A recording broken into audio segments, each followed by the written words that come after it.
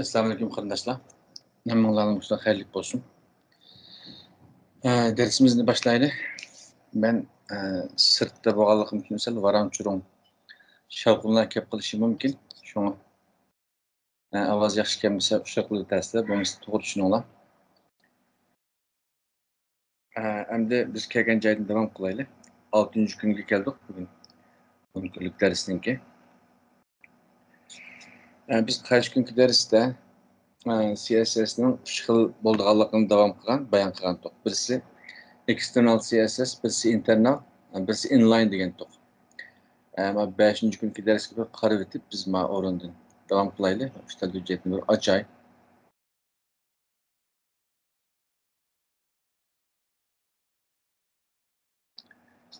Bunga qarasak hozir biz internal CSS shu biz betning ichiga HTML betning o'zining ichiga yozgan CSS bo'ldi. Ba'zi vaqtlarda biz inline deb quruning o'zining ichiga yozamiz. Bugungi darsimizda biz mana şekilde internal emas, external CSS, yani sirtdan ulg'an CSS şekilde davom qilamiz. Onun uchun biz hujjatni odatda mana CSS'larning to'liq adresi bilan ulaymiz yoki o'xshash o'rinda bo'lib qolsa, shu o'rindagi adresni ulsak ham bo'ldi. Masalan, biz bayon ma'no ishiga qarasak, hozir 6-kunning ishida ma'larni o'chirib deydi. Qanday kluzmi yo'q o'xshaydi bu o'rinda. Hujjatlar almışıp ketmişsin. Şunlaşqa yemadan açaya.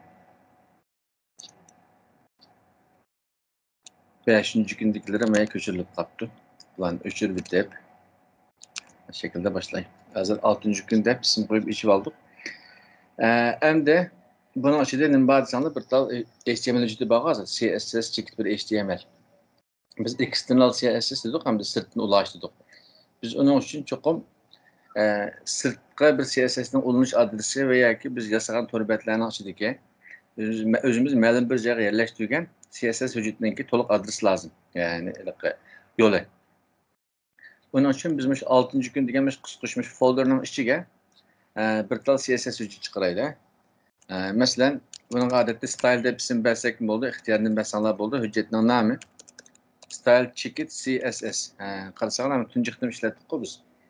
Ko'p atladik, lekin tunji qitim CSS hujjatining birini mayaga qo'shdik. HTML hujjati bor, bir tal CSS hujjati bor. Hamda men folderning ichiga qaraydigan bo'lsak, hozir qarasanglar bir tal HTML hujjati, chekitning kendi HTML bo'ldi. Mana birisi CSS hujjati. İkisi o'xshash o'rinda bo'ldi. Biz buni qanday ijro qilamiz degan vaqtda biz HTML hujjatini mana o'chirib deb undash belgisi bilan qildik dedik-ku, hamda biz qarshi kunki darslarda ko'p so'zlab o'tdik buni.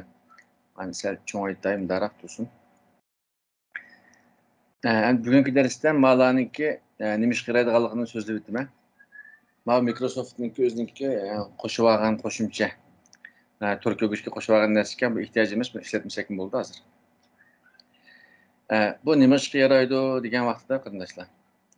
Masalan, men bir tasna H1ning ichiga welcome to CSS deb yozaylik. Bunu saqlagandan keyin betni ochgan vaqtimizda qarasanglar cho'ng xat ko'rindi hamda. Hatta buning ichiga bir tal yana pin birini qo'shaylik, paragrafni birini qo'shib, lo'rimda uzun xatni birlarini yozaylik. Bir necha yozib o'tgandan keyin yaxshi tushunsizlar. Malani qurini ko'paytirib, mana shaklda necha qur bo'lsin sinaqqa. Qarasak, bu normalde bir Turkiya o'qishning ichiga yozgan nurg'un xatlar deydi, mazmunlar bor, rasm degan har xil narsalar bo'ldi. Yani bunun nima ishga yaraydiganligini hozir faqat yanfonlarda ko'ralaymiz. Yanfon, tablet, responsive deymiz hamda buni kompyuterda bir xil, yanfonni bir xil chiqadigan ishda mushniki rol o'ynaydi mush bir narsa. Buningki masalan biz ishlatayotgan jihoz debdimi? Device, yani yanfon, tabletlarning kangliki. Ama keyin tarafdagi scale va cho'ng kichik qildiganga, ma ikki barmoq bilan cho'ng kichik qilamiz odatda. Shularninkini o'lchamni qilish uchun ishlatamiz. Bu faqat bir bo'lsa Yani iki kol bilen çoğaytıklı bolduğun bulmaydıgan aşağıdan sınap köşanlar buldu. Bu türü versiyonu hazır. Bunu ben kındak sınavımız diyen vaktimizde karşı günü biz düşündürüp ötkendim.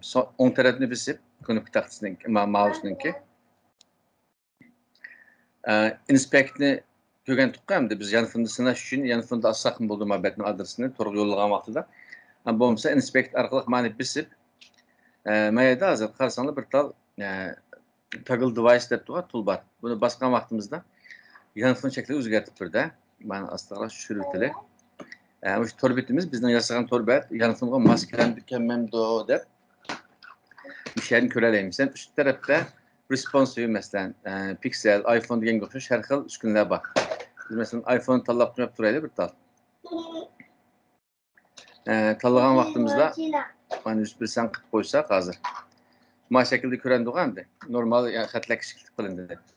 Bet yig'ilgan taqdirda o'xshash chiqyapti. Mana elevitib turib sinab boqaylar. Buni qo'ymagan sharoitda bet yig'ilsak qarasak mana shu yanfon avtomatik tanışılmay betning ichidagi mazmunlar bu şekilde çoğup ketken asli halatini boş şu şekilde çıkıyordu.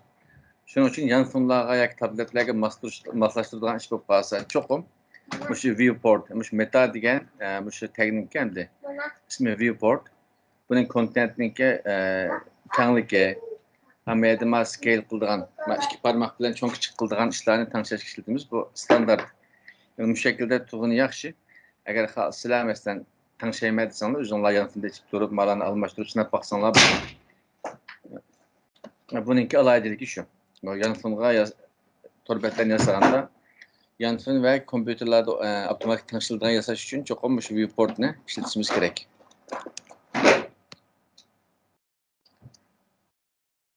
Bir minütte.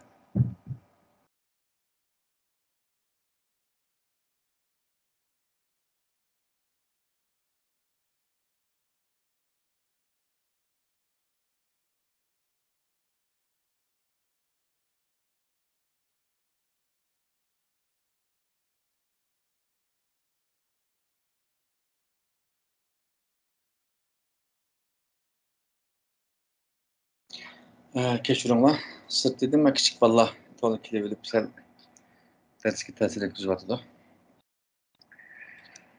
Bulan düşengen bolsak, endi biz ahir o dep keteli, bizden bugünkü dersimizden mezmunuga dep keteli. Malan öçürüp dep. Biz CSS gütkendik. Karşı günü biz CSS'ni internal style dep, internal CSS dep ma şekilde style'ın başına açık yazgandık. Hem de biz bugünkü dersimizde external CSS, yani CSS'nin sırtın içine ulaşını görürüz. Bunda kılgan vaxtıda hem bed rechtlirak çıkıyordu, hem kılayım kaçlıkın aldığına ağıl oldu. HTML'nin içinde bazı vaxtlarda bir bedni esas için neçə munqur CSS yazımız. Şunun için mesela karşısında bedni içinde hazır, xət uzak ketken, seni tapmağımı təsbih oldu, hem havasılık olub qaldım. Şunlaşıqa ihtiyaç bulunmayan vaxtıda çoxum istərətdim. CSS ne veya ki başka qoşumçu nəslərini sırtı olursak, yaxşı hem sədrətlikrak çıxırdı. Kodunu tepkimsel asan buldu. Onun için biz bayan bir tal CSS vücutda manasıya kusuru varındık, style dep. Biz bunu ulaş üçün hem de link dep yazsak, karşısında otomatik nurgun doldurup verdik bunun içinde. Mesela CSS'ni bassakım buldu ma orunda. Malum aslında kandak istedik, kaydı gözlü koysanız oldu ki. Ya bunun içinde hazır biraz kustuğumuzdur. Bu normal HTML bed.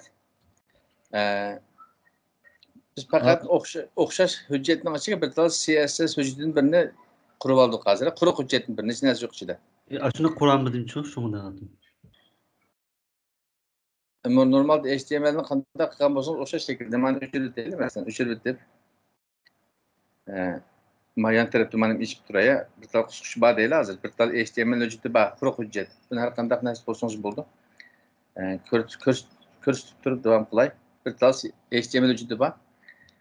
Biz hem de ma koşaşını bilsek ma tehrirli gücünü kendisiyle kaç tehrirli gücünü işlettiğini bilmeyeyim. Eğer okşaş bulup kalsa şunu baskan vaktimizde new file. Mayadın bir tal hüccet katek çıkıyor ismimizden de. Kalan isim yazsak buldu. Hemen fakat style deb İngilizce yazdım. Ticket CSS. Mana basgan vaqtimda qarasanlar mana kaltının ichiga folderning ichiga bir tal CSS hujjati kelgan bo'ldi. HTML hujjati ve CSS hujjati o'xshash joyda hozir. Bu şekilde kurbasanlar oldu. Hem CSS hujjati ochiq, ma tarafda HTML hujjati shunda ama o'xshash folderning ichida ham bir tal hujjat kaltının ichida ikki tal hujjat bo'ldi. Birisi HTML hujjati, birisi CSS hujjati.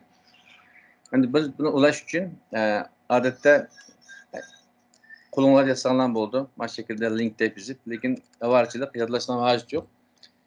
Link deb yozgan vaqtimizda mana tahlilgich hozir aqlli bo'lganligi uchun avtomatik bir muncha xil usullarni tushuntirib berdi bizga. Bizga ehtiyojimiz bo'lgani CSS va yoki ustidagi bo'lsin bo'laverdi. Biz qo'limizda tahlil olamiz. Masalan, men link qo'shib chekib CSS ni bassam, qarasanglar mana avtomatik chiqdi bir muncha narsalar. Buningki qarasanglar oxirida hujjatning ismi bor. Style CSS.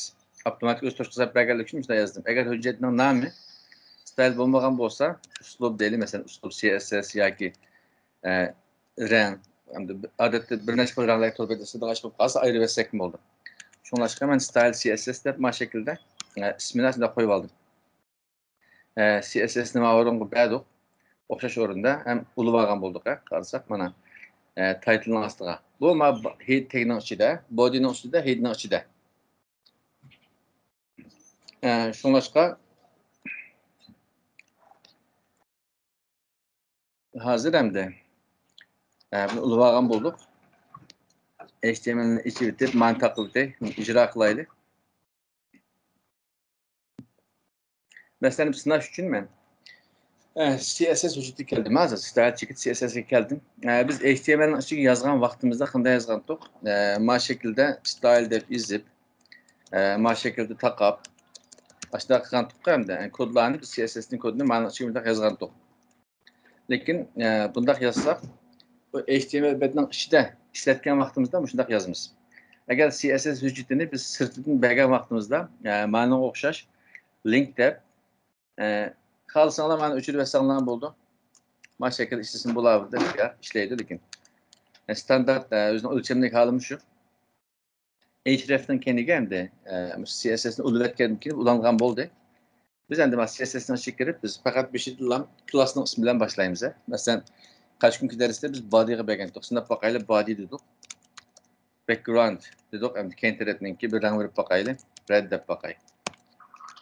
Ben yalagan vaqtimda qarasanlar mana CSS hujjatini ayirib etgan bo'ldik HTMLning ichidan. Meg ulib oldik. Hozir ham barliq CSSning ichiga biz kodlarimizni ishga bassak bo'ldi. O'tgangi darsda biz shu kenglikni, ranglarni degan narsalarni o'rgangandik. Bugun o'tgangi darsimizda o'tgan nimani o'taylik? URLning ishlatishni o'rgangandik, tizimlikni yasashni. Yani shularni CSS'da qandaq tanishaymiz, qandaq uslublarni qilamiz, masalan, ranglarni tanishash, xatlarni tanishash degandek ashlarni ko'raylik. Bitta menü bir yakimda qilaylik. To'g'ri joylar. Mana home deylik. İkincisi masalan products bo'lsin. Uchinchisi contact bo'lsin. Shunday qilib qo'yaylik. About. Total tizimlikni chiqarib olgan bo'ldik. Hatto men taglikni rangni hozir o'chirib turay, taglik rang ishlatmaylik. Hamda shuncha cho'ngaydi bo'lay. Bularni biz CSS bilan o'zgartirishni o'rganamiz. Bularniki bir tarafdagi ama cheklarni, masalan, tizimlikni ko'rish shaklini o'zgartiramiz. Ularni qilish uchun biz CSS'ga yozib ketsak bo'ldi. HTML'da qarshi kunki darsda biz shuni ichiga yozgan to'qimaga tipini yozib o'rgangan. Hozir unda qilishni hojat yo'q. Faqat CSS'da bitta class bir saqlan bo'ldi. Masalan, buningga class bir yozaylik. Class menü bir deylik mana. Masalan, mana tutsin. Mana menü 2'de o'xshamaydigan ayrim qilaylik, o'xshamaydigan shaklda. Hozir ayrim chiqdi o. Bularning ismini o'zgartirib etgandan keyin mesela mani şehrin ismini yazaylı. O'xshamaydigan bo'lsin. Bu şekilde. O'xshamaydigan tizimlik bo'ldi. Yani bununla bu class 1'de dokuqqanda biz CSS'ga qaytib kelgandan keyin checkout bilan boshlaymiz. O'xshash shaklda. Checkout menu checkout 1 degan ismi. Mana sinab boqaylik. Background red deb boqay. Men bu qizil ranglarni ko'zga tezroq ko'ran so'ng sinigan vaqtida tushunarchilik bo'lsin deb boshqa ranglarni ishlatdim. Qarasak hozir birinchisining ismida bo'ldi. Rangni qizil qilib olgan bo'ldi. Sinab baktık. Bununla qolgan ranglarni o'zingizlar tanishib ishlatsanlar bo'ldi. Ma'ni etib qo'yib turib. Yani bir maksat beshidagi ma shaklni o'zgartirishga biz alanni sinash.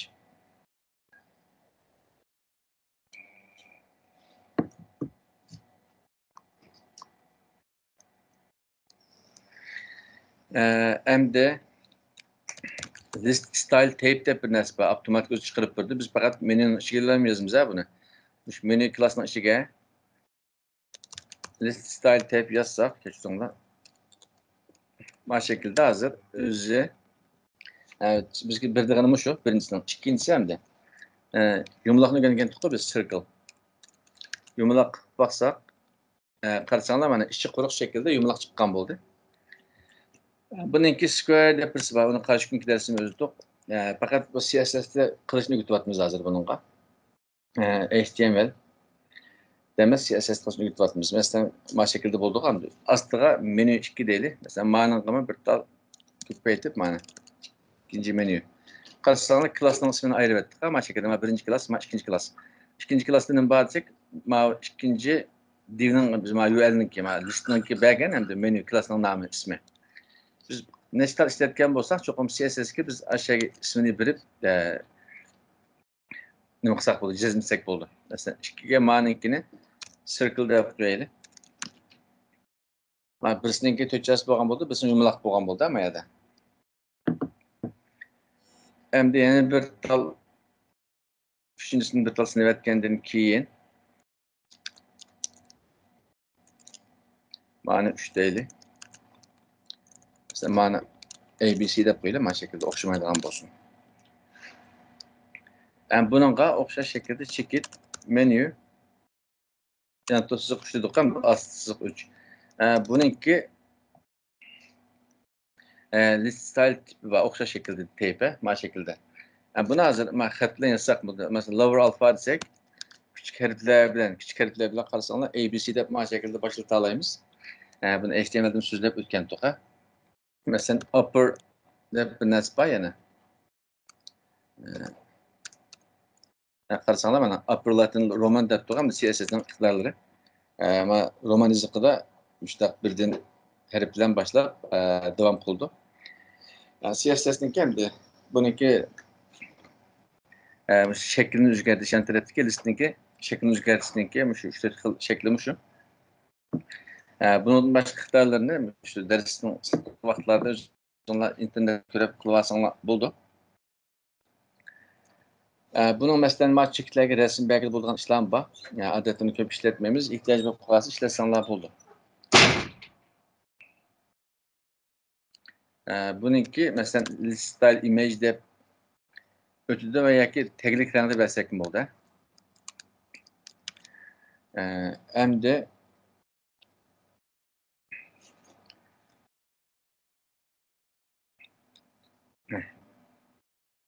ma'ni o'chirdim. Men ikkinchi bir HTML açay. Mana turaversin. Sizlar misalni yo'llab bergan vaqtida, yani ayrim ichib ko'rsanglar bo'ldi. Masalan, CSS2 HTML deydi. Yana o'xshash shaklda style 2 CSS deydi. Bir ikkita hujjat qurib olgan bo'ldik. Endi HTML 2 ga bayamqidek HTML qo'shib olgandan keyin biz bunga CSS'ni qayta ulaylar. Mavzusini yozib o'tay. CSS 2 deb ism qo'yib turay. Bunun hamda yana bir qitim sinagan bo'laylik link. Qarasanglar, masalan, hozir quruq keldi hamda bizning hujjatning nomini bitdi. Style 2 shunama chekit HTML CSS ga ko'chiringlar CSS mana shaklda.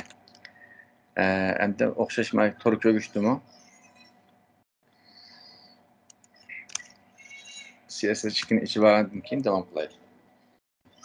Endi masalan Biz bayan mavi çizimlikni yasap koyduk. Bunu biz sel canlandırıp azırak bir narsa qilayli. Sel bir tushuncha hosil bo'lsin.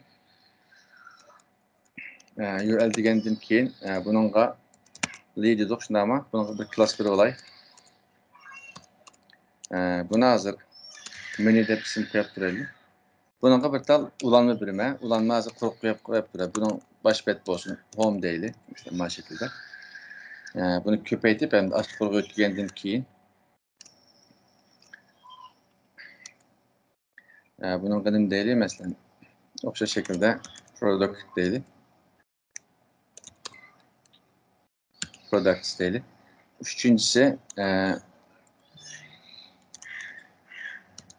contact az deyli. Ma'nem de about az deb qo'ysak bo'ldi. About az. Mana şekilde bir tal tizimlik qildik. Buni o'xshash narsani qilaverdik deb qo'yishinglar mumkin. Hozir CSS'ning azroq bir mahoratlarini ma'noga tushuntirib o'tgandan keyin davom qilay. Shular narsa qilaveramdik degan bir fikr chiqib qolmasin. CSS'ning ichiga o'tib ketib hamda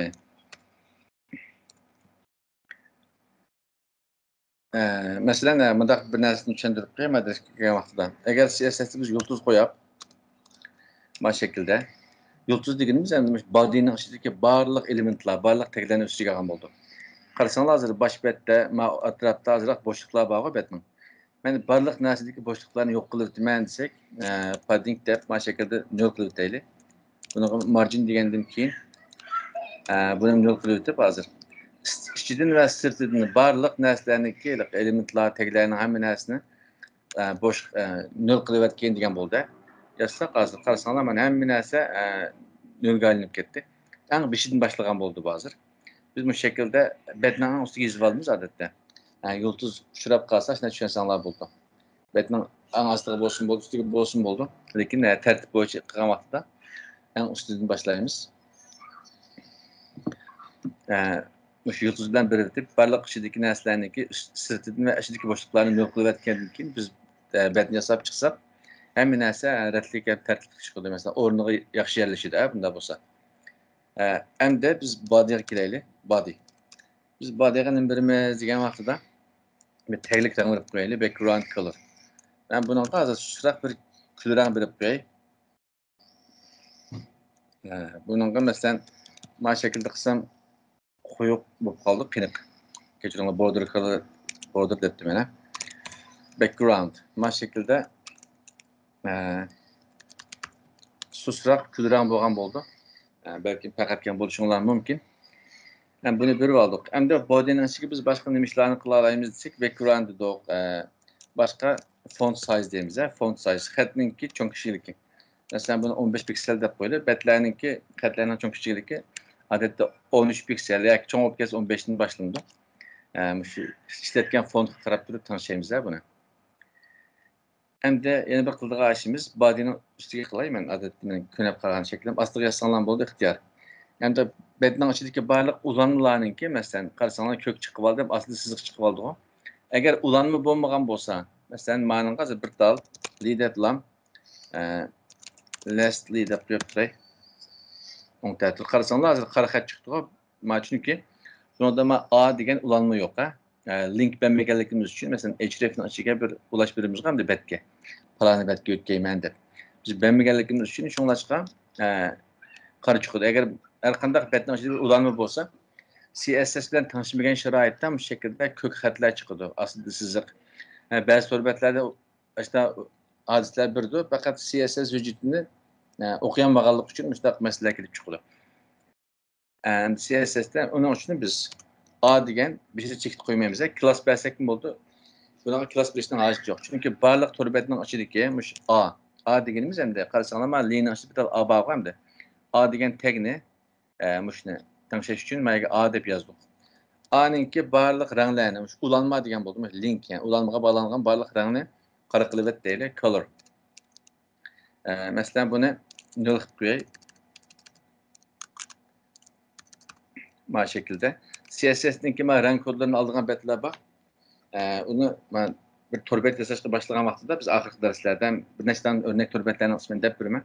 Keyin foydalansanglar bo'ldi. Rangni qara qildik. Qarasanlar rang qara bo'ldi hozir, shundaymi? Endi aslidagi siziqni ilib deylik. Biz aslidagi siziqni qarshunki darsda text decoration deb o'rgangandik. Text decoration non dedik, ha? Bu underline bo'lsa asli siziq bo'ladigan bo'lganda. Agar non desak, asli siziqni ilib etgan bo'ldik qarasanlar hozir. Mesela hazır. Mani men itip koyup durup açıkan vaktimde karşısına üst taraftaki bazı çeşitler var. Biz torbetlerini yasagan vakti bu çeşitlerin asas faydalanmayız. Yani işte tizimlik çıkaran vakti gerek oldu. Lakin münderece torbetlerinin münderecileri ya ki tizimlik yasaganda işletmemiz ha bunu. Bunun için kurduğu işimiz hem de onu düşündürüp koyalım. Yo elde sanılan buldu. Mesela bana sınıf bakayım. List style dedik ko. Bunu nan devetsek hazır. Qarasanlar bunu yo'qolgan bo'ldi. Buni yo'q qilib etdik. Bizga bir pakiz bir şekilde bir tizimlik lazım. Buni ham bu şekilde navbatlar yozmoqdik. Biz adiki barliq ulanlardagi nimani yo'q qilib etdik. Xo'p, men mikrofon taqlasanlar.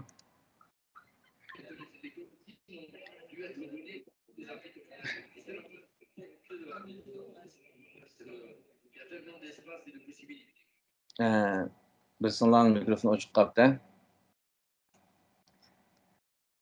Yani asli tarafda biz shu biroq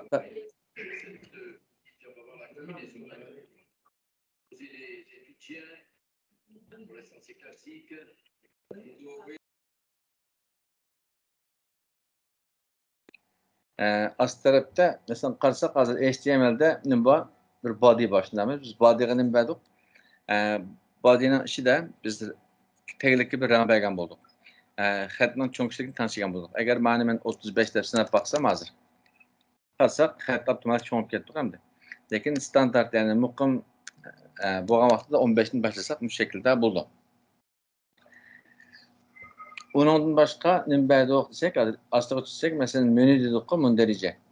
UL shundaymi?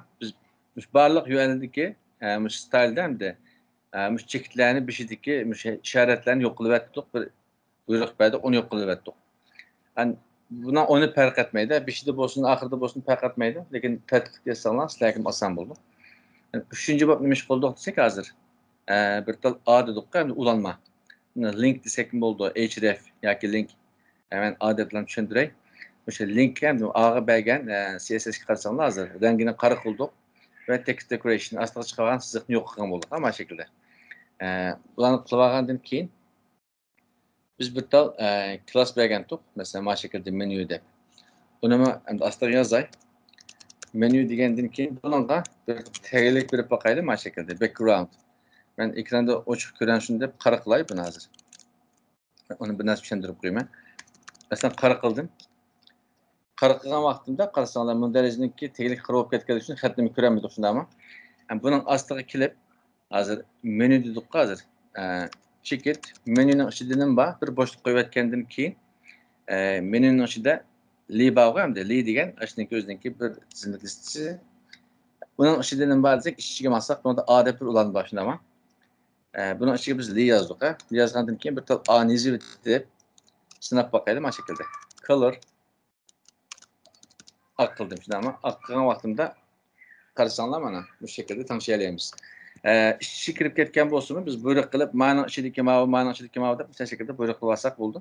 Balki masalan murakkab bo'lib qolgan bo'lishi mumkin. Men mana hozir bu faqat davomli bu narsani yozandik deb qolmasin deb sinavyapman.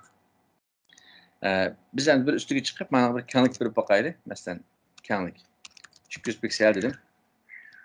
Kenglik berib oldik. Endi biz CSS'da eng ustidagi barliq bo'shliqlarni yo'q qilib degan tuqqan ana bir ichivda boşlukların hemisi yok olsun. Bu şekilde başlayan oldu. Hem de CSS'de yani aslında düşüp ben. Mayagın bir mühendisler hazır. Liga biz ulanmağa.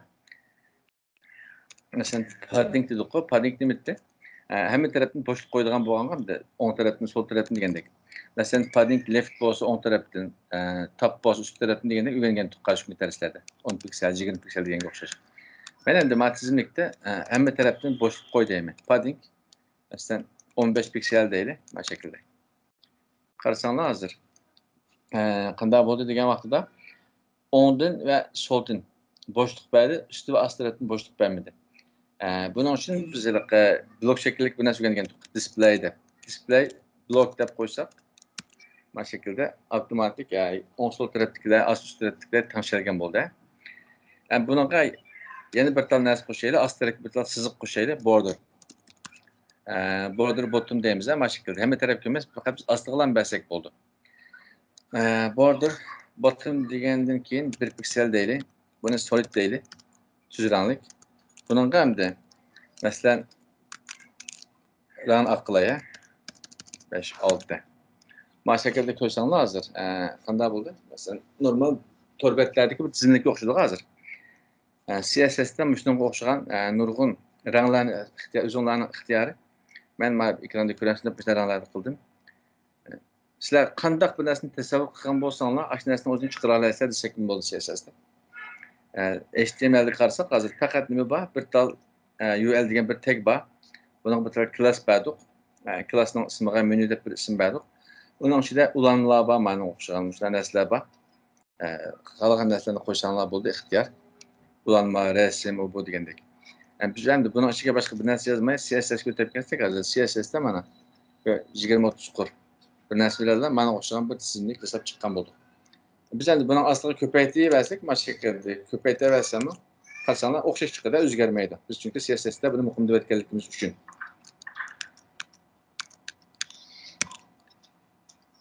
Buni belki ba'zanlar so'rashinglar mumkin, ba'zi to'rbetlarda üstü kelgan vaqtida rang almashadigan ishlar bo'ldi. Uni hozir so'zlab o'tay, keyingi darslarda ishlaymiz, shunday bo'lsin. Biz endi astiga kelib, qarasanglar o'xshash shaklda buni ko'paytdim, menu dedim. Buning ichidagi demak list dedik deylik. Uning ichida A bor. Biz endi shu A'ning ustiga kelgan vaqtida keyingi qo'shchik qo'yib o'tib power deymiz mana shaklda. Ustiga kelgan vaqtida tagning rangini qizil qilib ber deylik, background. Background color deb ishlatsanlar bo'ldi. Background ayrı bir rang vermen sanlar color deb ishlatsanlar bo'ldi. Background desek bunun resim belgili buldu. Resimden sözlerimiz. Bazı redland deb qizil. Qarasanlar mana üstü kelgan vaqtida mana şekilde. Rang almashgan bo'ldi.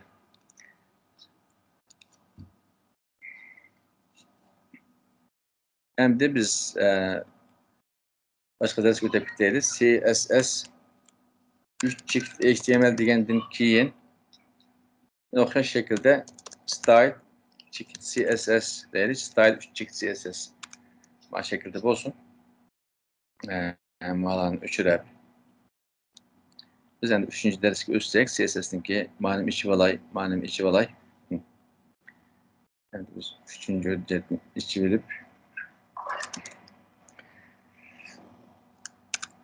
o'xshash shaklda HTML hujjatlarini taglarini yozib olgandan keyin mana shaklda davom qilaylik. Buningga link birimiz o'xshash shaklda bayon dedik, style 3 bizniki hujjatning nomi CSSning style 3 CSS. Bunun bir background bir bakay. Ulaldım, bazı vaqtlarda shunday bir narsalar chiqadi. Background red degandan keyin normal ulanibdi hozir. Hamda bunga biz qaysi darsda davom qilaylik desanglar, hozir bir tal divni tushuntiray, bir tal div.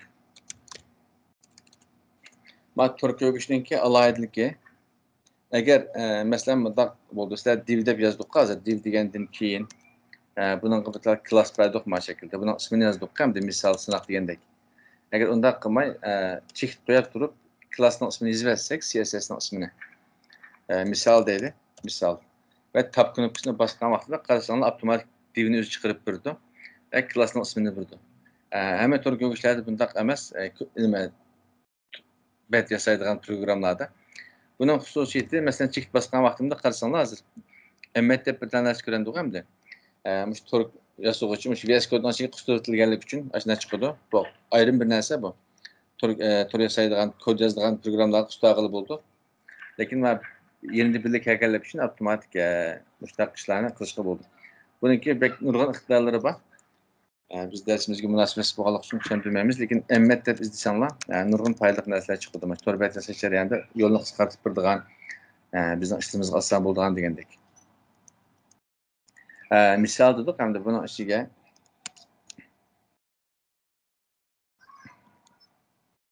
biz shu lazım bo'lgan narsalarni o'rganaylik. Class misol degandan keyin buningga bir tal o'xshash shaklda rang beraman maqtin. Background red day. Qarasak bir narsa chiqmadi chunki ichida hech bir narsa yo'q, quruq. Men buningga bir tal kenglik beray. Kengligi 200 piksel bo'lsin. Egizligi 200 piksel bo'lsin mana shaklda. Bir kenglik egizlik berib oldik. Endi buniki etrafini girveklarni yumaloq qiladigan darsni o'rganmadik deyman, esimda qilishcha. Agar hamma tarafni girvekni yumaloq qilmayman desak, masalan, border radius deb bir narsa bor, border radius. Mana shaklda, masalan, 20 piksel qilib boqay. Qarasak, men girveklarni mana shaklda yumaloq chiqara olamiz. Agar faqatlam yumaloq chiqarmayman desak, 50% qilib olsak, persen shaklda, piksel emas, persen shaklda qilib olsak, yumaloqlarni chiqara olamiz. Bunu mesela bazı aplikatörlerde, bazı torbetlerde baş suret işletken vaqtda müstəqil oxşayan nəslərini görsələr var mıdır? Şu vaxtlarda paydansızaq oldu. Əgər tökcəz bulmay qalsa, məsələn, kən talıq egizlik oxşamay qalsa, vaxtda yumulaq çıxmaydı. Ma şəkildə kənlikini, məsələn, mənim kənliki 200, egizlik 100 hazır. Ma şəkildə çıxırdı. Şuna yumulaq çıxırmən desək, çoxum tökcəz buluş şərt. Bu musa ma şəkildə işləsək, piksel şekilde işletsek. Tört tarafını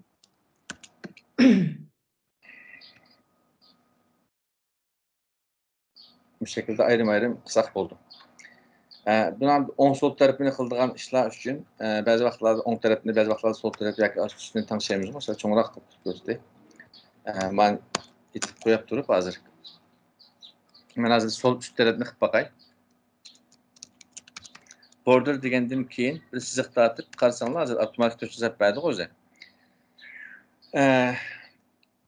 Top left dedik hem de İngilizce top degen üst taraf, left degen sol taraf şimdi ama.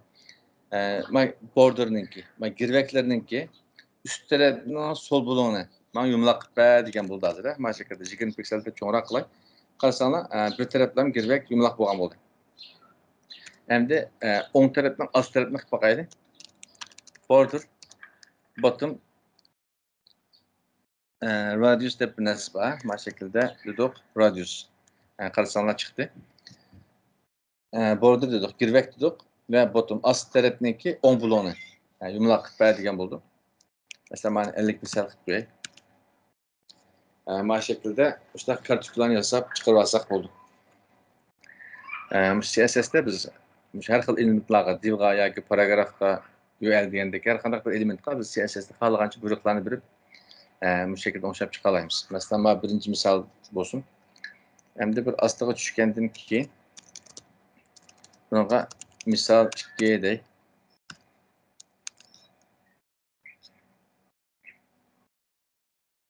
Bunun ichiga biz bir tane resimni qo'shtirlar. Bizniki qarshi kungi darsimizda bir resim misal resimda bo'lgan ma resimlar. 2-3 tane resimni ko'chirib, o'ringa chaplab olgandan keyin IMG dedik. Resimning nomini bitta bir ipak. Altını biz işletmesek bo'ldi. Hozir ishlatmayman. Mana bizda resim bir olgan bo'ldi. Endi hozir üstüge çaplışıp kaldık ama anıqa. Vaqtikan sözü de. Mesela birinci misal degen klas isim bir vagan demge hazır. Margin bottom dep asterak bir 20 piksel boşluk kırıp koyup duraydı. Qarsanız hazır astra tip vettik hem de rahat göreleyimiz. Biz endi mesela resimlige ayrım bir CSS bir men icra kılman desek resimnin kendigilam klas dep ma şekilde image'nin kendig belsek mi oldu? Eğer bunda benmey şu divning ichidagi misalning ichidagi bir men desek mi oldu? Yasash jarayonida qaysilarni ishinglar yasash ne qilsanglar bo'ldi? Ayrim yasak mı bo'ldi? Mesela nima edi ismi? Misal 2 dedik. Misal 2. Bunun ichida bor resim bor, image. Mana şekilde sanab bakaylik. Bunun kengligini mesela 100 piksel qilib bakay. Qarasak mana biroqlam shu misal degan isim berilgan divning ichidagi, shu klassning ichidagi resimni 100 piksel qilib berdik. Buni biz endi mana resimni mana şekilde bermay. Mesela mana bir kenglik beraylik. 100% yoki 80% degandek. Mundaq tushuntiruvchi bo'lmasa. Masalan, rasmga endi mana bu rasm. Rasmninki hozir qarasak, mana shu shaklda faqat cho'ng kichiklikka bir xil. Rasmninki 200 piksel bir narsa. Rasmning o'zininki cho'ng kichiklik rasmi bu. Agar rasm cho'ng bo'lgan bo'lsa, ekranga patmaydi hozir. Ba'zi vaqtlarda biz rasmni ekranni cho'ng kichik qilgan vaqtida bili cho'ngayib mansun deb ishlatadigan ish chiqadi. Biz uning uchun mundaq bir narsa izlasak bo'ldi. Masalan, mayaga rasm deb qo'yay. Buning kengligini 100% deb qo'yay. 100%. Bu rasmlarga masalan barliq ekrandagi rasmlarni bir xil ishlataman deb qolsak, bu shaklda bir tal klass ism berib olgandan keyin rasmning kengligini 100 dedik. Endi biz buni ekilib ma'runga HTML açık kirgandan keyin bizim bu tal klass biraylik klass ismi resim bilan rasmda bir oldik. Bunu bosgan vaqtimda resim ismini xato berdimmi, to'g'rimi qarab olay. Resim 100% dedik. Tamam. Endi buningga masalan hozir kenglik biray, bir tal kengligi 500 piksel. Bu nima desanglar? Chunki misol degan div, misol 2 dedik, divninki klassning ismi. Buningga biz kengligi 500 piksel berdik. Mesela resimni mana aslida qilsam, sizlar tushunasizlar hozir. HTML'ga qarasangiz bir tal div bor. Divning ichida bir tal rasm bor, shundaymi? Biz oldi bilan qiladigan ishimiz, masalan, div degan klass, div degan misol 2 deb ism berdik, divganda. Bunga biz CSS'da bir kenglik bekitib oldik va uning ichiga rasm qo'ydik. Rasmga bir tal rasmda bir klass berib oldik, mana shaklda. Klassning ismi rasm.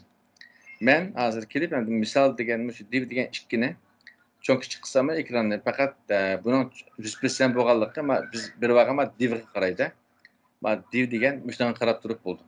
Men divning cho'ng kichikligini cho'ng kichik qilgan vaqtimda rasm avtomatik 100% shu ustidagi divga qarab turib o'zgaradi bu. Siz hozir ko'rgan oldek mana shaklda bo'lgan bo'ldi. Bir ustidagi element, ya'ni div taglar bir ostidagi masalan ishlataman deb qolsak, ustidagiga ulab qo'yib turib hozirgidek ishlatsak bo'ldi. Mana klassni berdik. Agar body'ning ichida bo'lgan bo'lsa, bu divning ichida emas. Mana ilib hozir body'ga berib qo'yay mana shaklda. Qarasanglar mana body'ni cho'ng kichik qilsam, avtomatik mana shaklda rasm, chunki petninki, shu torninki vujud qismi 100% bo'lganligi uchun avtomatik mana shaklda cho'ngaydi. Rasmni shu body'ga qarab turib cho'ng kichik qilgan bo'ldi. Men buni rasmni bu ham divning ichiga bergandim. Mana divning ichida. Divning kengligi nechlik bo'lsa, rasmni shundan qarab turib 100% divning kengligiga qarab turib biz berganimiz klassga cho'ng kichikligi shu shaklda o'zgaradi. Mana shaklda.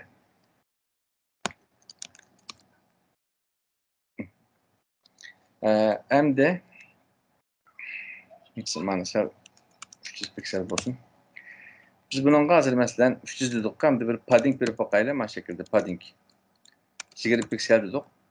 Buni hozir masalan bedim cho'ng'aysam va yengilsam ko'rolmaymiz, chunki buni tagligi oq bo'lganligi uchun. Uning uchun tekka bir tal rasm rang berib qo'yib turay hozir. Background color deylik maqtim. Masalan green day yeşil berib qo'yib turay. Qarasak hozir mana padding ishlamadi hamda. Ba'zi vaqtlarda shunday bir ishlar bo'ldi. Men agar padding ishlamay qilib qolsa, sizlar vaqtda astiki rasmga bersanglar bo'ldi. Rasmga masalan margin dedik biz bu ham. Margin 20 piksel desam, sirt tarafdan bo'shliq ber degan bo'ldi.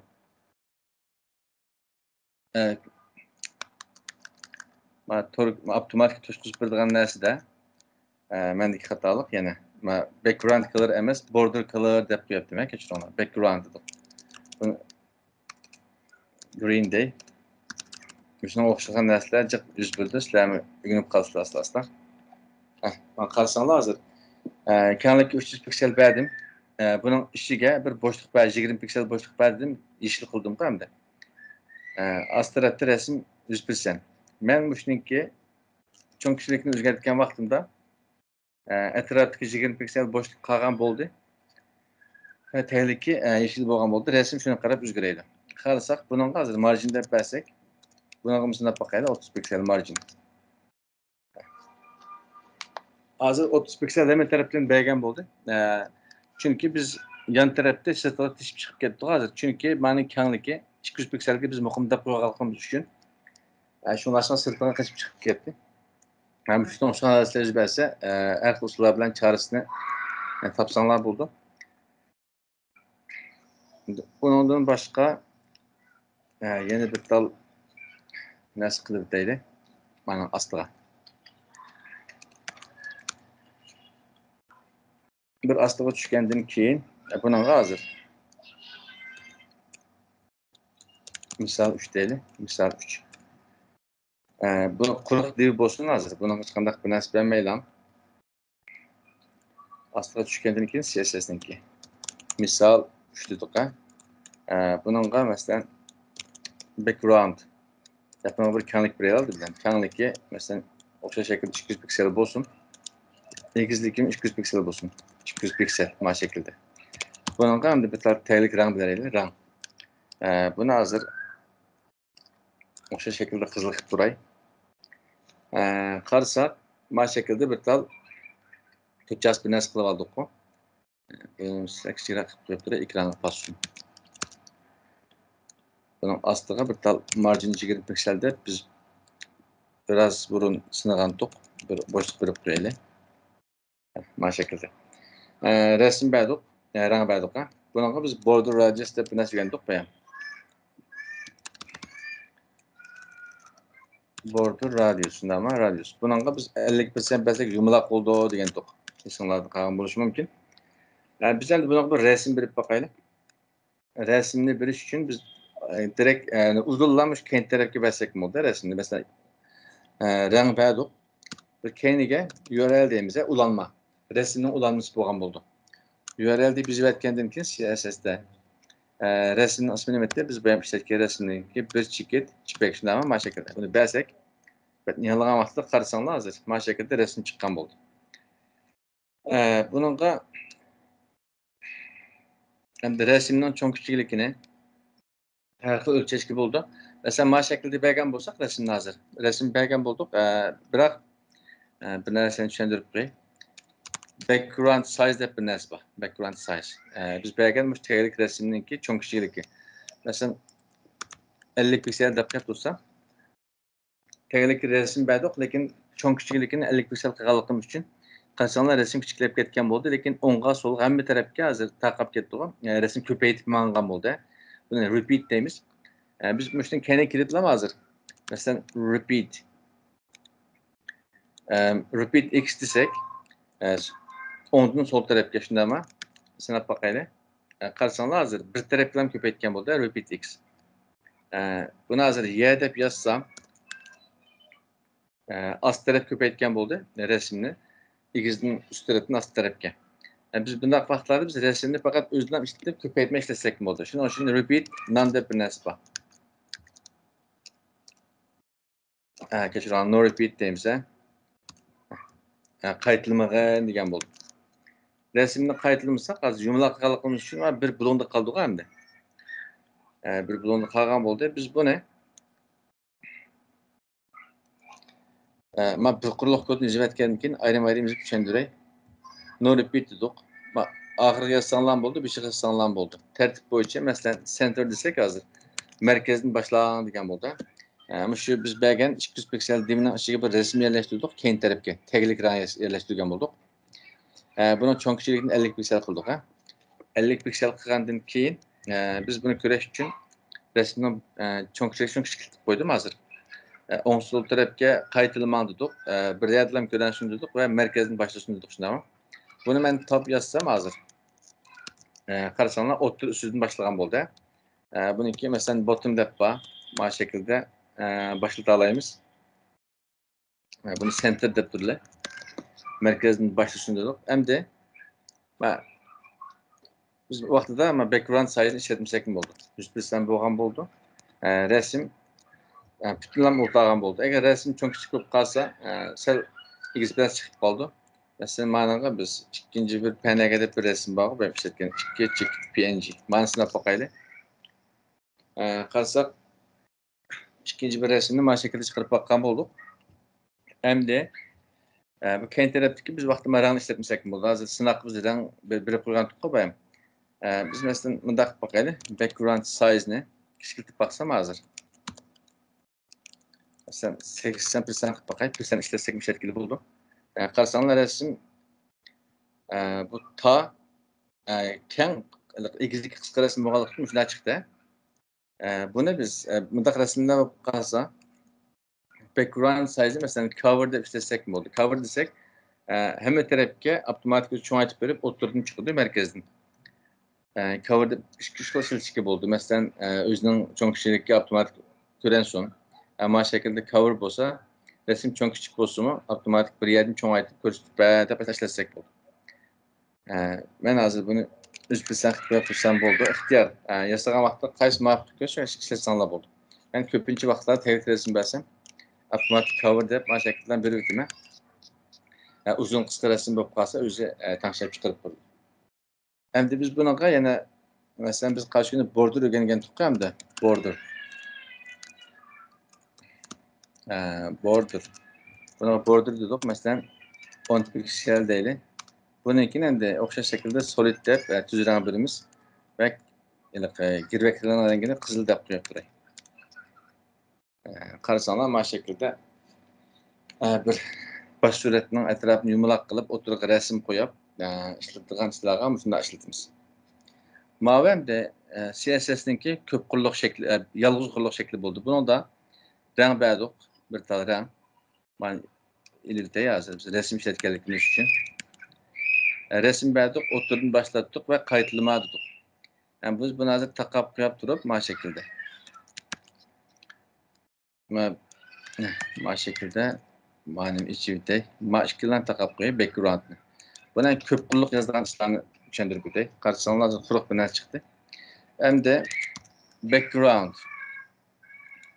Background degenden keyin image deb bir narsa bor. Rang ayrim, resim ayrim bireleymiz. Background image. Bundan biz ayrim resim bireyle bayan qildik. Masalan, bizning PNG resmimiz bor bir tal. Qarasak mana şekilde bir tal resimni kirgizib oldik. Endi bir ostiga kelib background qarasak nurg'un narsalar chiqdi hamda o'ngga qaytlan, so'lga qaytlan deganga o'xshash. Background repeat biz bayan bir quruq kodda yozib sinagandik. Mesela yine o'xshash şekilde background size'ni mana şekilde ayrim bireleymiz. 80% deb qo'yiladi. Biz kendi tarafning rangini ko'rish uchun. Hozir qarasanglar, mana resim qaytilganlik uchun mana yerdan yana kesib ketdi. Endi mana yerda background repeat deb bir narsa bor. Repeatning ichida repeat x, mesela repeat y deb turganda biz no repeat'ni biz versek bu yoqdagi qaytilmagan deb bu şekilde chiqdi. Hozir bir blondin chiqqan bo'ldi.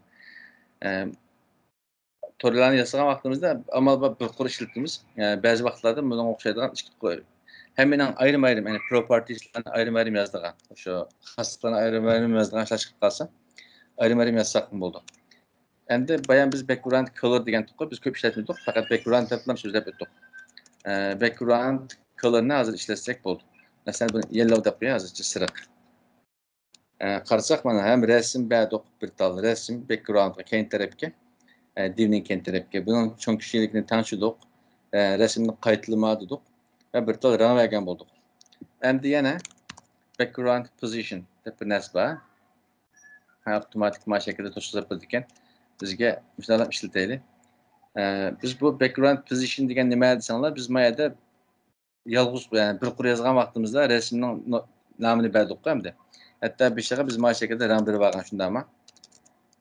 Mana shaklda rang berib olgandik. Rang berdik. İkinci resimning ismini yozdik shundaymi? Mana shu. Rangni mana yerda ayrim yozdik, resimning ismini berdik. Mana center deganimiz endi o'sha position shu, o'rni. O'ngdan boshlagan, so'ldan boshlagan degan gap. Ama no repeat deganimiz o'ngdan yoki so'ldan qaytilab ber degan bo'ldi. Bir qurda yozsak qisqalab yozalaymiz. Agar ayrim-ayrim yozilgan bo'lib qolsa, shundan o'xshagan uzoqlarni yozmiz. Background position'ni center desam hozir. Yani o'xshash shaklda qarasanglar o'tirdan boshlagan bo'ldi. Buni 100% qilaversam mana shaklda ko'rgan bo'ldik. Chunki rasmning kengligi keng, egizligi qisqa rasm bo'lganligi uchun shunday ko'rindi. Endi background size'ni men bu yoqda cover deb bakayım mana shaklda. Sinab bakaylik. Cover degan vaqtimda rasmning hamma tarafini kesib etib, o'tirdan bir yerdan chiqib, rasmni to'liq chiqarib berdim. Hozir shuni yaxshi ko'rgan bo'ldik. Agar rasm 100% bo'lgan taqdirdami, Mesela resim tüccası bulmay, yak uzun yak kısa yak ikiz bakar resim bulup kalsa etrafı ma şekilde kuruk kaldı, az üstü kuruk kalgandek. Şunun başka cover devetsek, ma şekilde cover. Resmin otomatik gözü bu şekilde çıkarıp burada. Kendiki resimini.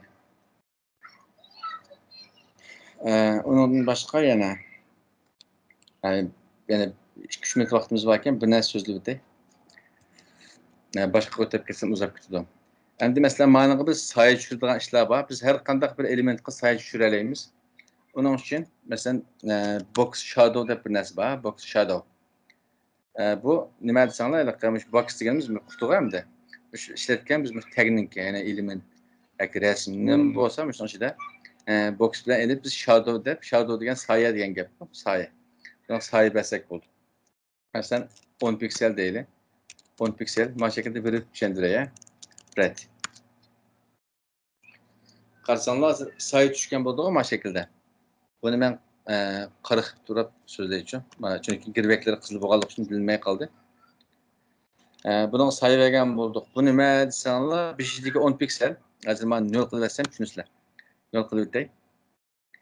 Bu biz sayı başlash o'rni, masalan, merkezden hem de 10 tarafga degan bo'ldi bu. Masalan, men 50 piksel degan bo'lsam 50 piksel dey. Ben yanılsam qarasanglar hozir. Şu merkezden o'ttirib qismidan boshlab 50 piksel 10 tarafga boshlaydi. Men hozir cho'ng-cho'ng yazdım. Ama o'ttirdagi ikincisi nima desa, ikincisi ham de ostiga yoki ustiga. Buni 50 piksel desam hozir. Men cho'ng-cho'ng qildim ko'rsin deb. Qarasak mana 50 piksel bo'lgan bo'ldi. Chunki 10 tarafdan va ost tarafdan bo'lgan bo'ldi. Buni azza kichiklaylik. Sayını berdik. Buni tam ta'til qiladigan ish bo'lib qolsa, biz bu sen yozgan raqamning ekanligiga bitta ilish qo'yib bersak bo'ldi, ta'til bo'lgan bo'ldi. Qarasanglar ma tarafdan boshlagan bo'ldi. Agar ma'noga yozib bersam, mana shaklda üst tarafdan chiqqan bo'ldi. Sayını bu şekilde işletimiz. Hem de ahirdeki mavi 10 piksel nima desek, bu ilaqama sayınınki men yumshaq demdik hamda yumshaq qattiqligi. İşte tushundiray. Masalan, bir desam qarasanglar hozir mana shaklda qattiqroq chiqdi-ku, yumshaq emas kanallari bir xil qirliq chiqyapti. Yani bunu men cho'ngaytgan sari susishib mana shaklda ma'no. Qarasanglar mana cho'ngaytgan sari etrafı suslashgan bo'ldi, ham bir xil yumshaq soft demdik, hamda shunday shaklda chiqdi. Sayını bu şekilde işletsek bo'ldi.